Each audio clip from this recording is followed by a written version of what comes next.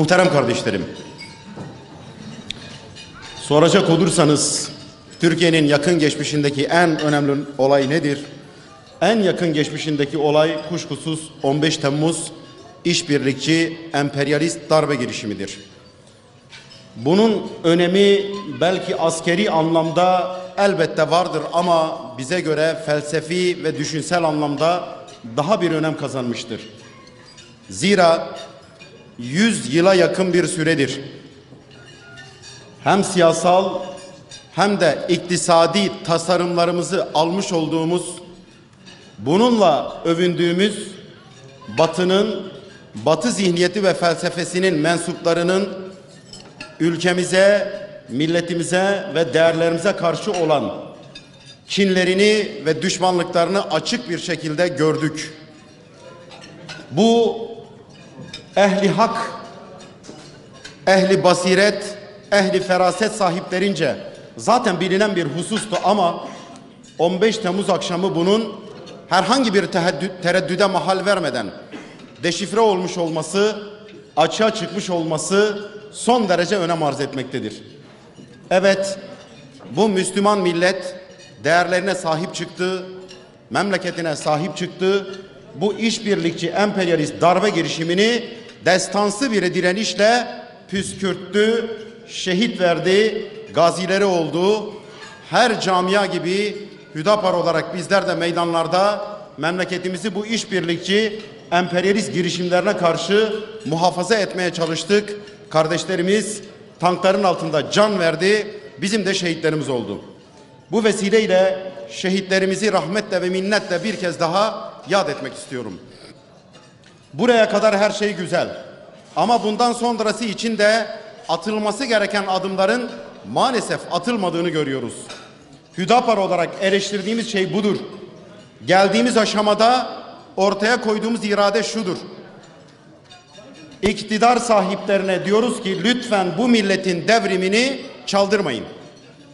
Bu millet 15 Temmuz akşamı değerleri doğrultusunda, inancı doğrultusunda bir anlayış ortaya koydu ve destansı bir direniş sergileyerek bir devrim meydana getirdi.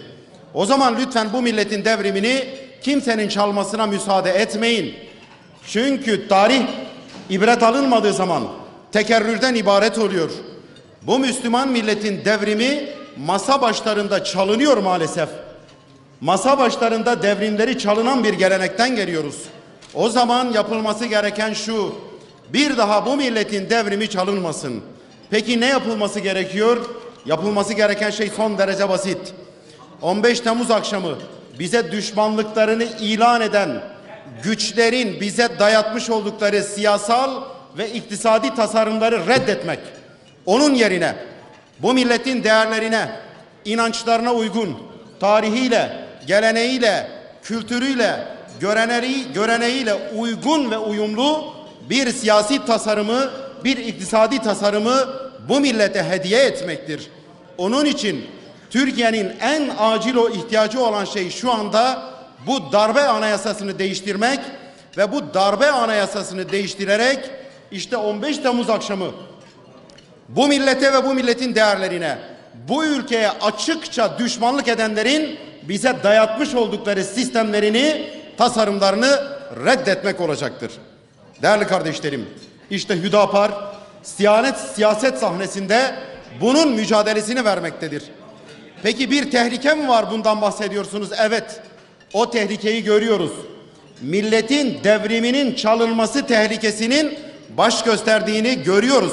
Bunu müşahede ediyoruz. Eğer birileri cemaatlerin kökünü kazıyacağız diyerek 15 Temmuz akşamı meydanlara çıkıp tanklara karşı göğsünü sergileyen bütün inançlı insanları FETÖ'yü bir cemaat olduğu algısını oluşturup aynı torbanın içerisine koyup onları mahkum etmeye, bir şekilde tasfiye etmeye çalışıyorsa burada ciddi bir sorun vardır demektir. Gömleğin ilk düğmesi yanlış iliklenmiş demektir. Nedir bu ilk yanlış iliklenme meselesi?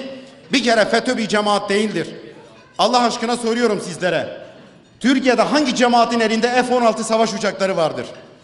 Türkiye'de hangi cemaatin elinde tanklar vardır, toplar vardır? O zaman göğsünü tanklara siper ederek bir aidiyeti varsa da bu insanların 15 Temmuz akşamı meydanlara çıktığı görüldüğü halde bütün cemaatlerin FETÖ'yle aynı torbaya konulmak istenmesi yapılacak bu memlekette yapılabilecek en büyük kötülüktür. Hüdapar olarak bunun takipçisi olacağız. Meşhur hikayedir. Bir bilge adam Cengiz Han'ın hayatını kurtarır.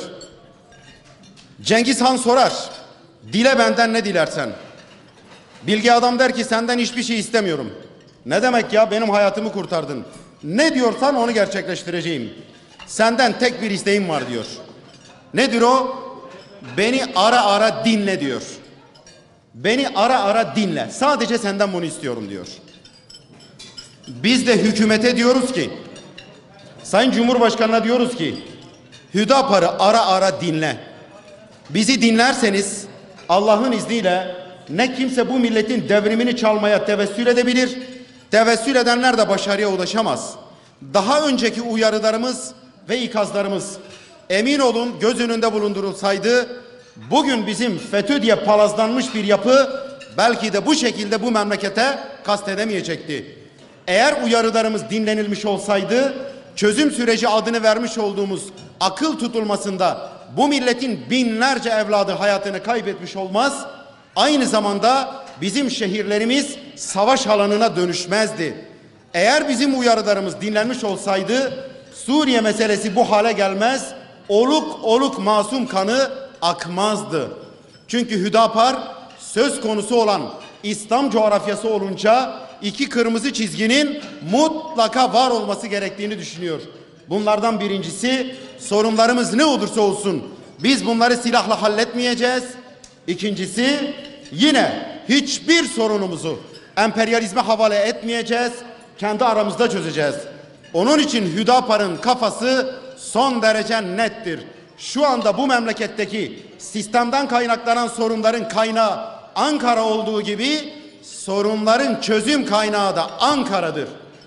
Sorunun adı ne olursa olsun biz sorunlarımızın çözüm adresini ne Washington'da, ne Brüksel'de, ne Londra'da, ne de kahrolasıca Tel Aviv'de, yere batasıca Tel Aviv'de asla aramıyoruz.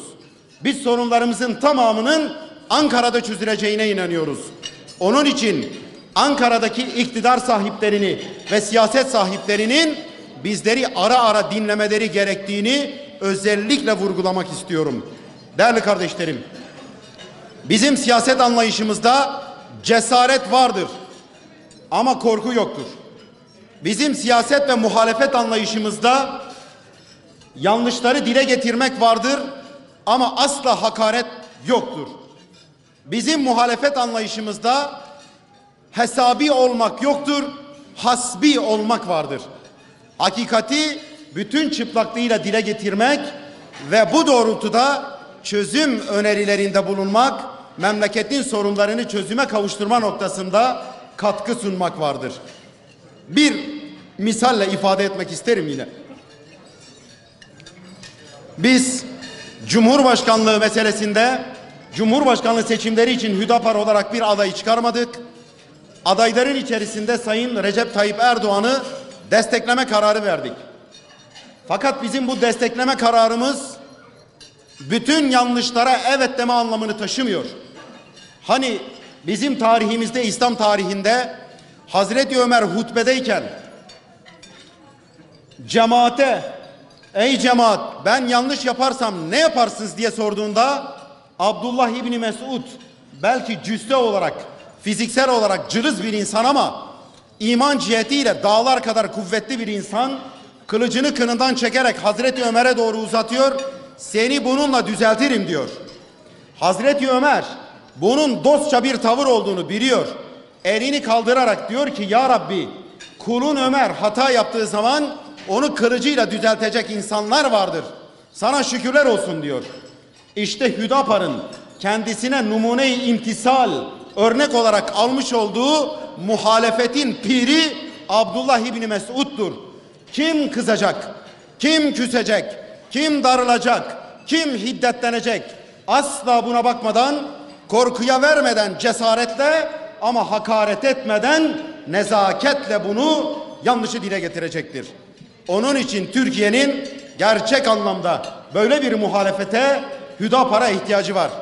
Evet, Sayın Recep Tayyip Erdoğan camide namaz kıldıran bir imam gibi düşünelim. Camide namaz kıldıran bir imam gibi. Arkasında cemaat saf saf dizilmiş. Eğer imam namazı düzgün kıldırırsa, Fatiha'da bir yanlış yapmazsa, Zamm-ı Sure'de bir yanlış yapmazsa, rükünde erkanda bir yanlış yapmazsa, cemaat tabii ki ona uyacak. Ama namazın bir yerinde, herhangi bir yerinde bir yanlış yaparsa, o zaman cemaatin üzerine vacip olan şudur ki ona Sübhanallah demektir. Bu Sübhanallah düşmanlık değildir. Bilakis dostluktur. Hem imamı hem cemaati yanlış namaz kıldırma mesuliyetinden ve vebalinden kurtarmaktır. Muhterem kardeşlerim, işte Hüdapar'a muhalefet anlayışında referans olan husus bunlardır. Dolayısıyla bizim muhalefetimiz asla düşmanlık üzerine değildir. Asla kötülük üzerine değildir. İyilik, takva ve güzelliği desteklemek, yanlış ve düşmanlığın karşısında ise yer almaktır. Türkiye siyasetinde yavaş yavaş tanınmaya başlayan Hüdapar'ımız Allah'ın izniyle herkes tarafından teveccühle karşılanıyor. Kendisini tanıttıkça Türkiye toplumu, halkımız, bu milletimiz, milleti İbrahim tanıdıkça Hüdapar'a desteğini esirgemiyor.